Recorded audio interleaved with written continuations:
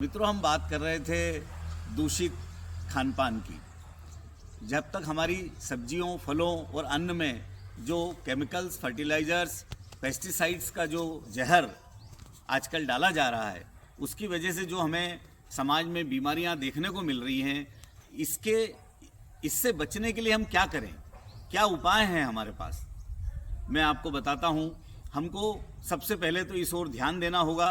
कि वास्तव में जो सब्जियां हम खा रहे हैं वो कितनी जहरीली हैं। उस बारे में थोड़ी अवेयरनेस हमको अपने आप में पैदा करना होगी, और जब अवेयरनेस आएगी तब हमें मालूम पड़ेगा कि हम क्या खा रहे हैं। उससे बचाव के लिए हमारे पास कई ऑप्शंस हैं जिसको आपको एक्सप्लोर करना होगा। आप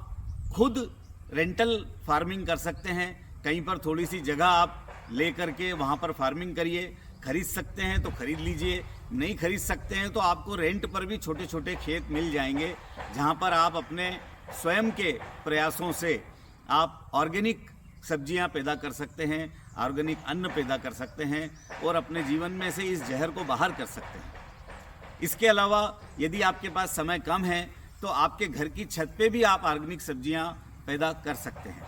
जिसमें बहुत सब्जियां सीजन में आप लगा सकते हैं, जैसे पालक, मेथी, बैंगन, टमाटर, गोभी, मूली,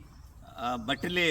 आदि अनेक सब्जियों का आप उत्पादन अपने घर की छत पर ही कर सकते हैं, जहां पर आप किसी भी तरह का केमिकल्स, फर्टिलाइजर्स का उपयोग नहीं करें, पेस्टिसाइड का उपयोग नहीं करें, और ऑर्गेनिक गाय के गोबर से और दूसरी जो ऑर्गेनिक चीज़ें होती हैं जैसे सड़ी हुई छाछ है, नीम का ऑयल है, इनको आप कीटनाशक के रूप में उपयोग कर सकते हैं। इस तरह से हम अपने जीवन में सकारात्मक बदलाव अगर हम कर पाएँ तो इससे आने वाली पीढ़ी को बहुत फ़ायदा होगा, हमें भी बहुत फ़ायदा होगा, और हम अपने समाज को, अपने परिवार को, स्वयं को इन गंभीर बीमारियों से दूर रखने में कुछ हद तक सफल हो पाएंगे। तो मेरा आप सभी से निवेदन है कि ऑर्गेनिक की तरफ आइए और अपने जीवन को बदलिए। Live organic, grow organic.